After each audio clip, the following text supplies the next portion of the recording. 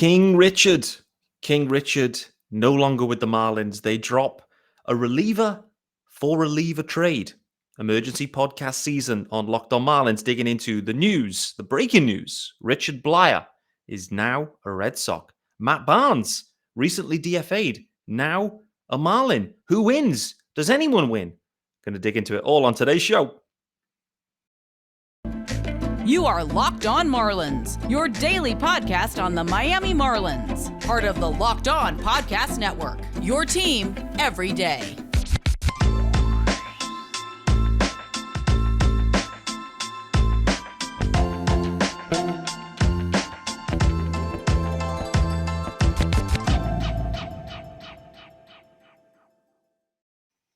Greetings from England and welcome to Locked On Marlins. This is your daily Marlins podcast. It is Monday, the 30th of Jan.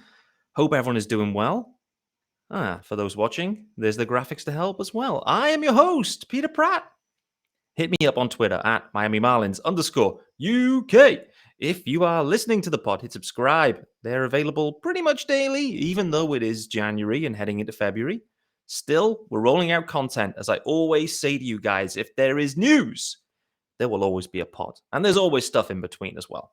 If you are wondering, yes, there is a YouTube channel, and it is classically named. It is also, the channel is called Locked On Marlins, so you can hit it up there, hit subscribe there as well. Everything that's available on pod is available on YouTube as well. And you will see there is no guest. These emergency pods, no guest. And as well, I have to call it out, Sean Barrett messaged me earlier. You know it's Monday, right? Where's Sean? Sean messaged me in advance of this emergency requirement and said, Pete, I've had a really busy weekend. Let's hit record tomorrow. And I said, that sounds fine. I'm not going to do an episode on Monday. Nothing's happened. As soon as I said that, 2 hours later, the Marlins drop a big blockbuster deal here. Richard Bleier headed over to the Red Sox and Matt Barnes headed over to the Marlins. Reliever for reliever swap. Matt Barnes will be earning more money than Richard Bleier heading into 2023. So there's an interesting kind of financial element to this. Richard Bleier, too, he's been effective for the Marlins. Matt Barnes, what do we know about him? He had a really nice 2021.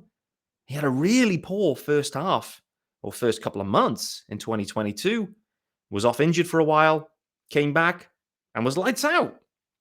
So who's going to win on this one? I think this is a really intriguing trade. I'm really intrigued by it. Reminder, though, Richard Bleier, he's been with the Marlins now since 2020. Remember the Marlins made some deals with the Orioles heading into the 2020 season. They obviously scooped up Jonathan Villar and went back to the well and got Richard Bleier. Let's start with Bleier. For me, he's become a bit of a cult hero in many ways, Richard Bleier. He's just an effective ground ball, soft tossing lefty. He's everything that would just completely mystify a Marlins offense, pretty much. And that has been Richard Bleier. That's why I'm shocked that the Marlins offense hasn't been able to practice at, hitting these kind of guys, because they've had Bleier in the clubhouse and on the practice fields for years, and they still haven't managed to get hold of it. But Richard Bleier, when you go and look at his numbers, he, in his 3 seasons with the Marlins, 2020, these are his season ERA numbers, right? 2020, a 2.63 ERA. In 2021, plenty of work as well in 2021, a 2.95 ERA.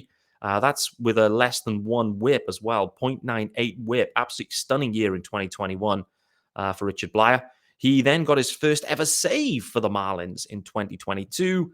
It was a 144 whip and a 355 ERA. The numbers went the wrong way. Richard Bleier in 2022, it's fair to say he started slowly. He always starts slowly. That was the thing about him. He would come into spring, it wouldn't look great in spring, and then it would kind of like maybe a few weeks, knock a bit of rust off, and he would kind of ease into the year as it went on. I must say with 2022, it felt like that easing in period was the longest that we've seen. And the numbers show that. So why have the Marlins moved Richard Bleier? Fundamentally, Bleier, he's earning a decent amount of money for the Marlins. So we have to start there. $3.5 million is owed this year. There was a team option for next year as well. So he was still under control into 2024. But the Marlins, the way the bullpen is shaped up right now, they have a lot of lefties. They probably have too many lefties. And we've been saying that in some ways about the rotation. We've been saying that in some ways about this bullpen. Stephen Okert, cheaper. Tanner Scott, right now, cheaper. May not be, as they go forward into future years. Tanner Scott, to me, talked about it recently, not just from a real life baseball perspective, but a fantasy perspective too. I'm intrigued to see what Tanner Scott can do with a full off season of Mel Stottlemyre magic. If he can reduce the walks and he can have confidence in his fastball and not just throw slider after slider, Tanner Scott has all the makings of a lights out stud. Big call, but nevertheless, Richard Bleier, the third lefty, I would say. And in many ways, that's a luxury that perhaps they could do without. And so I think there's an element of that in there. There's an element of the money. But at the same time, coming back the other way, Matt Barnes, I have to say, I don't watch a lot of Red Sox games, clearly. I watch the Marlins. And, they're obviously in the AL versus the NL. So, I haven't seen a ton of Matt Barnes. You go and look at the numbers and, yeah, he looked like he had a nice year in 2021. Was an all-star. And so when you add, all-star quality or caliber closers, then I think that's probably a good thing for your club. However, I think we're slightly underrating Richard Bleier and what he did. Like, Bleier was what he was. And in many ways, this is kind of when we start to think about maybe like a Gene Segura type move. The kind of, they're not flashy dudes in many ways. They're not flashy, but you just kind of look at their body of work and go, wow, great numbers, really good numbers. And I think with Bleier, that's what it is. You kind of look at it and go, his career with the Marlins, he's been great. He's been great overall. My fondest memory of Richard Bleier, and I shared this on Twitter earlier. I mean, there's a couple that really stick out, but my fondest, or in terms of a performance, was when he came in with the bases juiced against the Diamondbacks with no outs and then struck out the side. I mean, we've never seen, but Bleier's never been a strikeout guy. Next thing is he rolls in, strikes out the side. Absolutely wild scenes there from Richard Bleier. The Marlins went on to win that game. It was back in 2021. I shared my 60-second rundown of that after, and I think I was completely blown away by that.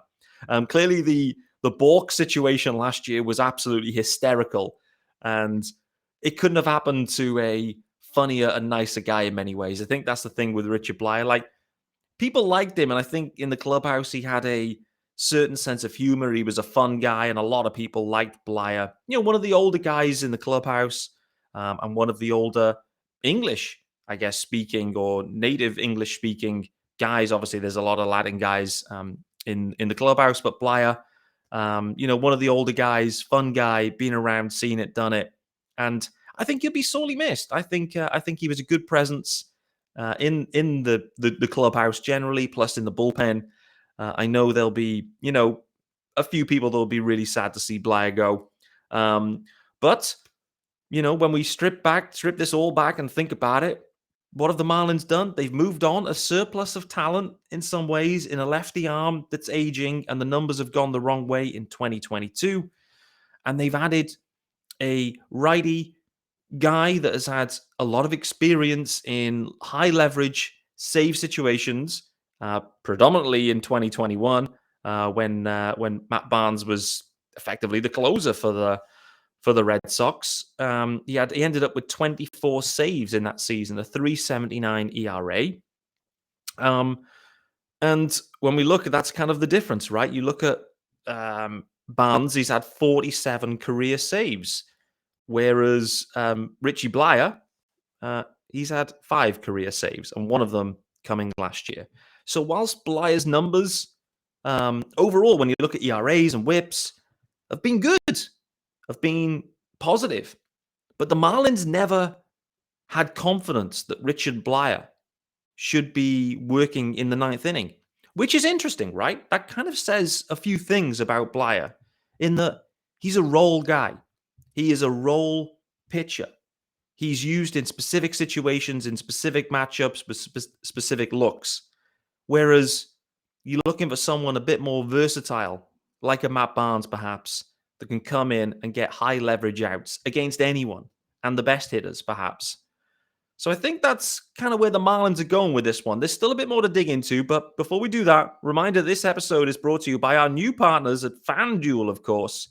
I'm absolutely loving this. I hope you were absolutely piling into FanDuel over the weekend. A lot of NFL action, right, with the championship series going on. Boy, oh boy, that Kansas City game with the Bengals. Whew, boy, oh boy, what a game. Came down to, I guess fundamentally a mistake, a defensive mistake, giving away that roughing the passer or personal foul and getting the Chiefs into field goal range. Absolutely wild scenes there. Anyway, I'm rambling on talking about the NFL here. But anyway, this year, the only app you need at the Super Bowl party is FanDuel. It's America's #1 sportsbook. And we're really excited about our new sports betting partner for Locked On because they're the #1 sportsbook in America, FanDuel. And if you're new to FanDuel, that's even better. They have got so many great features that make betting on sports fun and easy. You can download FanDuel now so you can bet Super Bowl 57 with no sweat first bet. You'll get up to $3,000 back in bonus bets if your first bet doesn't win. So FanDuel lets you bet on everything from the money line to point spreads to who will score a touchdown.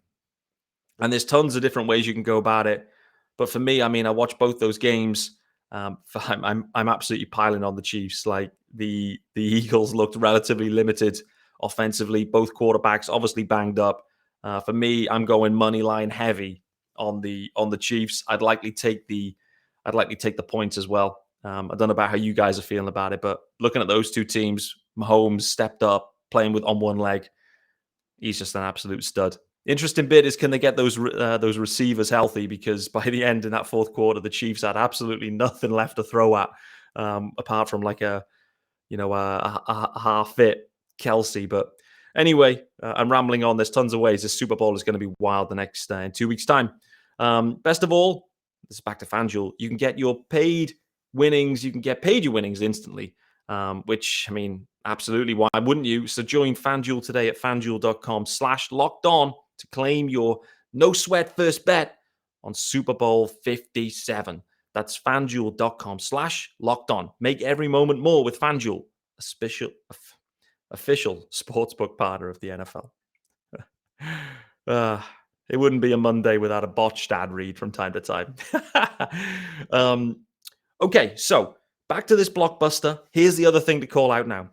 Matt Barnes, he's earning $7.5 million in 2023. Richard Bleier, only $3.5 million. It sounds like the Red Sox are going to be kicking in $1 million of cash. What that means is the Marlins are effectively swapping Bleier for Matt Barnes and paying around about $3 million net. It's a net $3 million spend here for the Fish.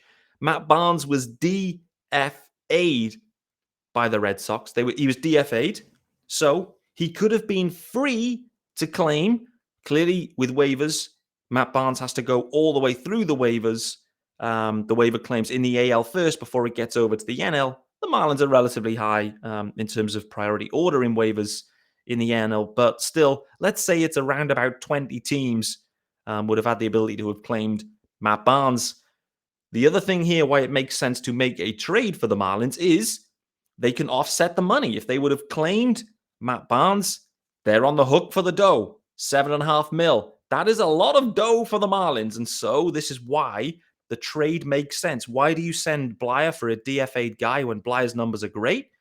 That's a great question, and it comes down to the money. Plain and simple. By sending Bleier, they offset $3.5 million there on his number, plus the Red Sox kick in the mill. Marlins end up paying $3 million to have Matt Barnes. Plain and simple, guys, in my opinion. That's what it comes down to. The Marlins prefer the profile of Matt Barnes, his experience closing out games. They like that. For me, that makes total sense. What did we say last year? You had guys that they've never had no veterans and no experience in the ninth. The Marlins, they're not making the same mistake again. There's not going to be Anthony Bender thrust into the situation because Dylan Floro's gone down and it's just left to Anthony Bender to try and sink or swim in the biggest of spots. No. Floro likely will still get the majority of saves. But if things go sideways, loss of form, injury, whatever it might be, if Matt Barnes is on, he's going to be an option. And also, this kind of brings it now around to the question on how are the Marlins going to actually approach the ninth inning? The other thing to call out here is we've had years of Don Mattingly management of the bullpen, and that was very traditional. Seventh inning guy, eighth inning guy, ninth inning guy. Same guys, same innings, same roles. Skip Schumacher. Is that going to be his approach? Not sure. Probably not quite as rigid as that. And so I think this is just another arm that has done it before at a high level and was an all-star last year, 2 years ago. So for me, this makes a ton of sense. It is a relatively low-risk situation for the Marlins and an upside play. The Marlins will miss Bleier, no doubt. He had his strengths. He absolutely did, both on and off the field. But Matt Barnes, if you get 2021 Matt Barnes or second half of 2022 Matt Barnes, is an upgrade. And it's an upgrade in the 8th or 9th inning. Bleier was never given that opportunity, and there's a reason why. And the Marlins, they have enough lefties to fill that requirement. What they need is leverage arms with experience. And with Matt Barnes, they have absolutely found that. Let's tell you about our good friends over at Built Bar as well, guys. And if you're looking for a delicious treat but don't want all of the fat and calories, then you've got to try those Built Bars. And we've just got through the holidays. It's almost the end of January now. And I know my goal is to eat a little healthier and drink a little less. And if you're like me, then you'll want to eat healthier but don't want to compromise taste. Then I've just got the thing for you. It is those Built, baby. And with Built, healthy is actually tasty. Seriously, they're so delicious, you won't think they're good for you. Perfect for any New Year's resolutions. What makes them so good? Well, for starters, they're covered in 100% real chocolate. That's right, 100% real chocolate. And they come in so many flavors, unbelievable flavors like churro, peanut butter brownie, and coconut almond. I love those peanut butter brownies. I'm not sure how Built does it, but these bars taste like a candy bar whilst maintaining amazing macros. And what's even better is that they are healthy, only 130 calories, 130 calories and 4 grams of sugar and a whopping 17 grams of protein. Now you don't need to wait around to get a box. We've talked about it for years here on Locked On. Ordering at Built.com. Now you can get them at your local Walmart or Sam's Club. That's right, head to your nearest Walmart today. Walk to the pharmacy counter and grab yourself a box of Built Bars. You can pick up a 4-bar box of cookies and cream, double chocolate, or coconut puffs. How about those puffs? And if you're close to Sam's Club, run in and grab a 13-bar box with all the hit flavors, including brownie batter and churro. Thank me later, guys, and enjoy those Builts. All right, so the blockbuster trade has been announced, confirmed. Matt Barnes was DFA'd. The Marlins send Richard Bleier to the Red Sox. This is effectively offsetting the money, and they have looked to add a guy with experience into their bullpen and someone that can handle some high leverage innings. For me, in summary, this makes a ton of sense for the Marlins. There was not a guy available right now in free agency to the caliber, to the history of Matt Barnes. There just wasn't. There isn't. Alex Reyes, perhaps. Question marks over health. There's still this signing definitely doesn't stop a deal to be made with Alex Reyes either. But for the Marlins right now, they've added a leverage arm to a caliber that just wasn't available right now and remaining on the free agent market for, in effect, $3 million net. Feels like good business. It feels like a good upside play. There is a club option associated with Matt Barnes' contract. It's a relatively high option number. And so we'll wait and see how things go on that one and whether Matt Barnes will see into that contract or not. It feels high for the Marlins, so perhaps not. We should probably see this as a rental only. But nevertheless, Richard Bleier, big dick, top dude, been a lot of fun to watch him. Role player, did his job great. Ground baller, elite ground baller, balk specialist in 2022, no doubt. But I think the Marlins have upgraded their bullpen here, and I think they've done it in a very clever way. We'll wait to see what version of Matt Barnes we get. Do we get 2021? Do we get 2022 first half? Do we get 2022 second half?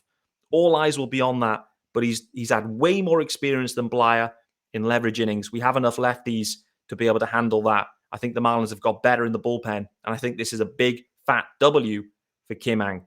Thanks for making Locked On Marlins your first listen of the day. I'm going to get out of here. Hope you've enjoyed the emergency pod. As you know, with these limited amounts of time to prepare, I don't know a ton about Matt Barnes, but what I do know, I think I've been encouraged with. I'll see you soon, guys.